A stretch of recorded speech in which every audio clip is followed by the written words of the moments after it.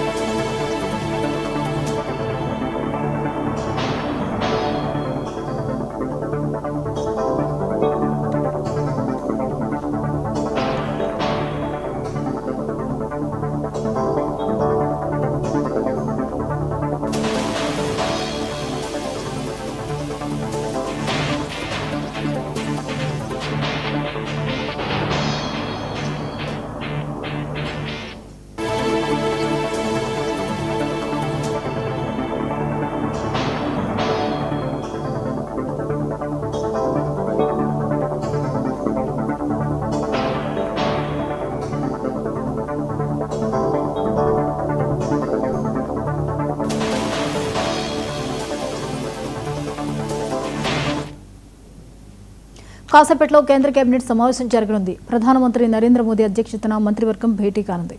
Paper లీకులకు పాల్పడే వారికి శిక్షలు, చట్టంలో మార్పులకు కేబినెట్ ఆమోదం తెలుపనుంది. ఈ బిల్లును సోమవారం పార్లమెంట్లో ప్రవేశపెట్టే అవకాశాలు కనిపిస్తున్నాయి. కేంద్రం ప్రతిపాదిస్తున్న ఈ బిల్లుపై దేశవ్యాప్తంగా ఆసక్తి నెలకొంది. కేబినెట్ నిర్ణయాలపై రాజకీయ వర్గాల్లో ఉత్కంఠ కొనసాగుతోంది. ఈ అంశంపై మరిన్ని వివరాలని ఢిల్లీ బ్యూరో చీఫ్ నవీన్ అందిస్తారు. నవీన్, చెప్పండి, ఈరోజు కేంద్ర కేబినెట్ భేటీ కానుంది, వివరాలేంటి? పేపర్ లీకేజ్ అంశంపై కేంద్ర ప్రభుత్వం చాలా సీరియస్ గా తీసుకున్నట్టు తెలుస్తుంది. నిన్న రాత్రి ప్రధాని మోడీ ఒక వీడియో కూడా విడుదల కూడా చేయడం జరిగింది.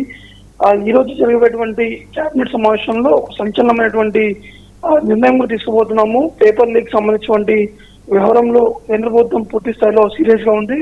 బాధ్యులపై కూడా కఠిన చర్యలు కూడా తీసుకుంటామని చెప్పేసి కూడా ఆ వీడియోలో ప్రధాని మోడీ స్పష్టంగా చెప్పినటువంటి పరిస్థితి నెలకొంది. అయితే ఈ రోజు ఈ కేబినెట్ సమావేశంలో మాత్రం ఈ పేపర్ లీకేజ్ సంబంధించినటువంటి అంశాలు పూర్తి స్థాయిలో శాశ్వతంగా చెక్కు పెట్టేటువంటి విధంగా ఒక కొత్త బిల్లును కూడా తీసుకొచ్చేటువంటి అవకాశం కనిపిస్తున్నాయి. ఈ అంశాలపై ఈ రోజు కేబినెట్ సమావేశంలో సుదీర్ఘంగా చర్చించేటువంటి అవకాశం కనిపిస్తుంది. చర్చించిన తర్వాత ఈ వచ్చే వారం ఈ పేపర్ లీకేజ్ శాశ్వతంగా చెక్ పెట్టేందుకు ఆ బిల్లుని ప్రవేశపెట్టేటువంటి అవకాశం కనిపిస్తుంది. ఎందుకంటే సోనం వాంగ్చుక్ ఇప్పటికే దీక్షను కూడా విరమించడం జరిగింది. ఒకవైపు ఆ కేంద్ర మంత్రులు స్వయంగా జేపీ నడ్డాతో పాటు జితేంద్ర సింగ్ ఇద్దరు కూడా సోనం వాంగ్చుక్ హాస్పిటల్ దగ్గరికి వెళ్లి లిఖిత పూర్వకంగా కూడా వారు లేఖ కూడా ఇవ్వడం జరిగింది. ఈ నేపథ్యంలోనే సోనం వాంగ్చుక్ తన దీక్షను కూడా విరమించినటువంటి పరిస్థితి నెలకొంది.